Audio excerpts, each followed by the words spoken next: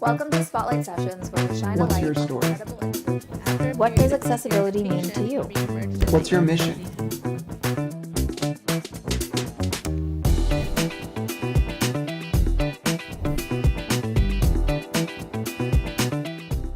Hello and welcome to another episode of the Spotlight Sessions. I'm your host for today's episode. My name is Avital, and I'm really excited to be speaking with Hodel Yeheskel, who is the CEO and co-founder of Eitan Everybody Can. How are you today? Hello, thank you. Great to be here. Thanks, Avital.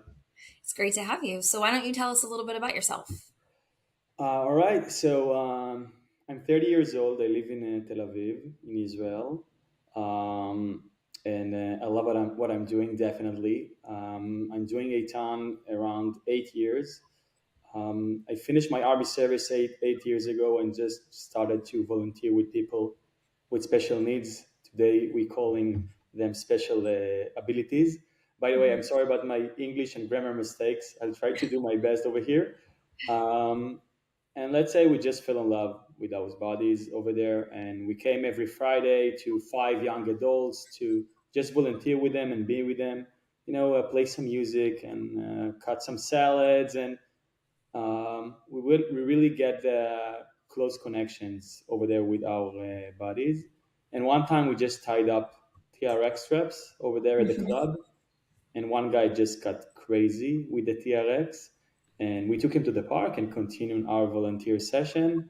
And today, long story short, we have around 450 members with special abilities that do everything with sport, including Krav Maga, CrossFit, cycling, swimming, really, you name it. We named it Eitan Everybody Can. The goal of Eitan is to empower and develop people with special abilities through holistic and professional training. Amazing. So you definitely gave us a little bit of an insight into how Eitan Everybody Can started and a little bit about what you guys are doing. But I'm sure that our listeners would love to hear a little bit more in depth about Eitan Everybody Can, what you guys are doing, how you're doing it, and how you're really empowering the individuals that you work with.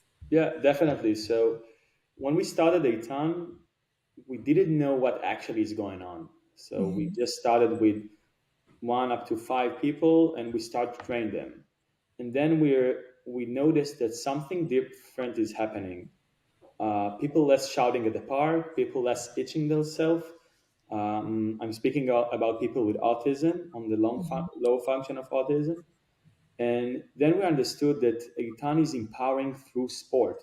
That means the unique thing about Eitan is each and every one of the individuals have his own specific goals, whether if it's to marathon or just to go out from his house to find job, or even to go over sidewalk. How to be. We named it life skills. So this is the goal of Eitan, to maximize their potential. We have people from 5 years old up to 65 years old. We have 70 trainers, additional 50 volunteers, and we do also people with and without disabilities to train together, to see that everybody can. So it's like you have your own special trainer that you do fitness with him, but it's a different thing, different people, different environment, and you need to be very, very creative with our bodies. And what we are doing is really building a methodology. We're using NLP, positive psychology, ABA, and we're taking all that to one specific, we call it Torah in Hebrew, the Bible of Eitan, with very deep values about how we're approaching to our friends. Amazing. And can you tell us about a memorable moment or story from your time, either since you started Eitan or before that has really had a lasting impact on you? Yeah, definitely.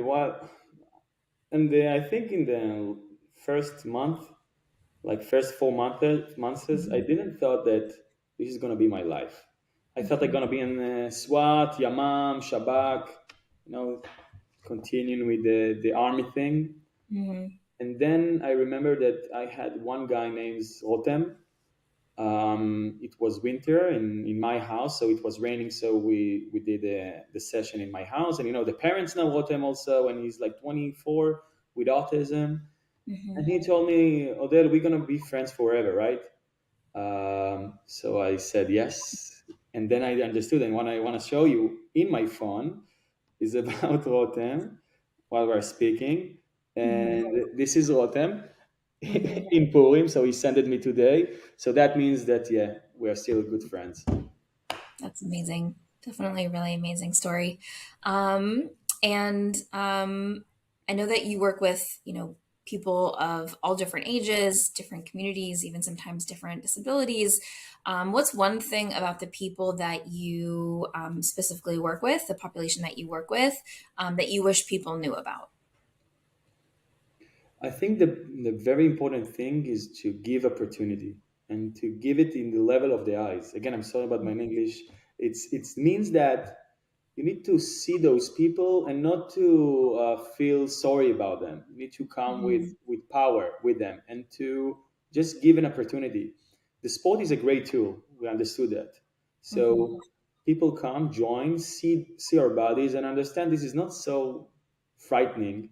It's okay, and they're gonna teach you. We have people that Mhm. came from trainee to trainers, and then we are breaking the boundaries between that thing. People understanding that yeah, we can be together and to do things together. And I just want people know that we need to see the abilities for our special people, Mhm. and to give opportunity.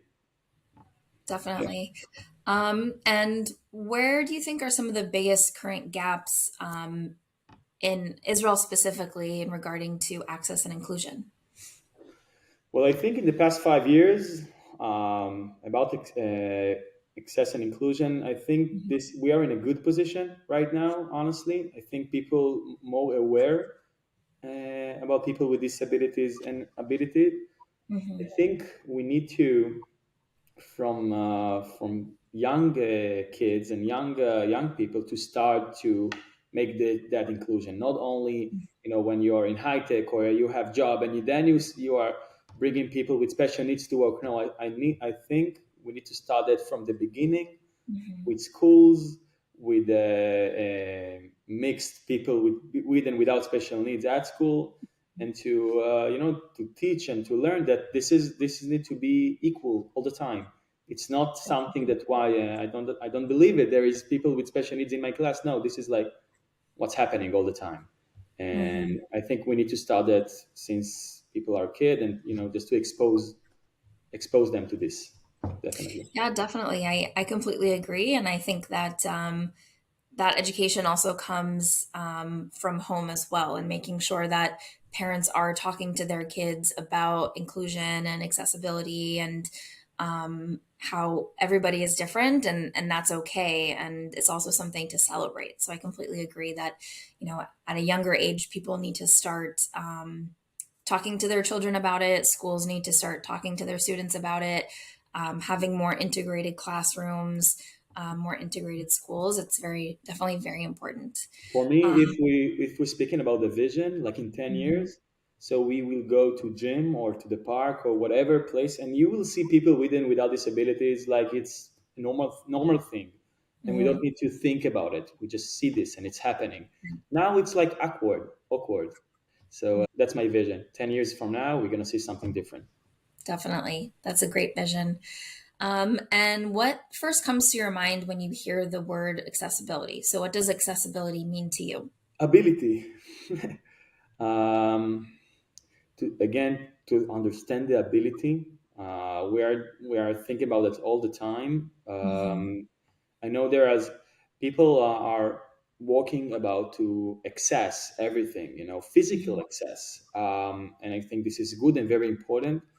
Again, we are see for each and every one of the people that have disability his ability, and this is what came to my mind all the time. Amazing.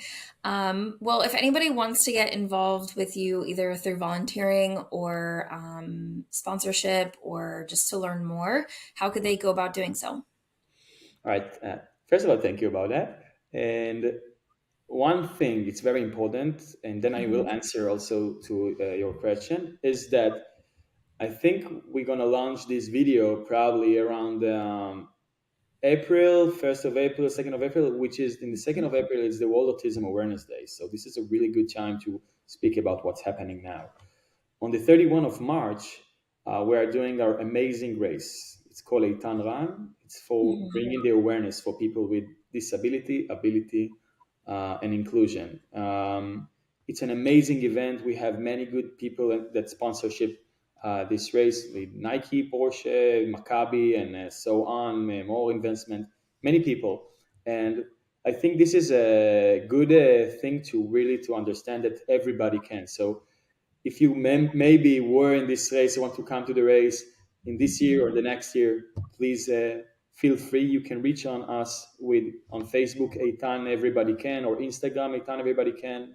We will post my email.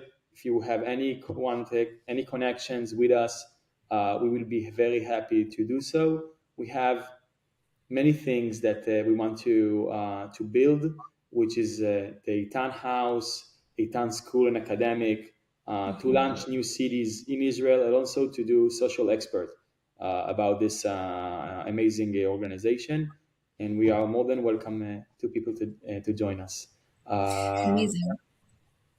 Well, we'll definitely have all of that in the description below.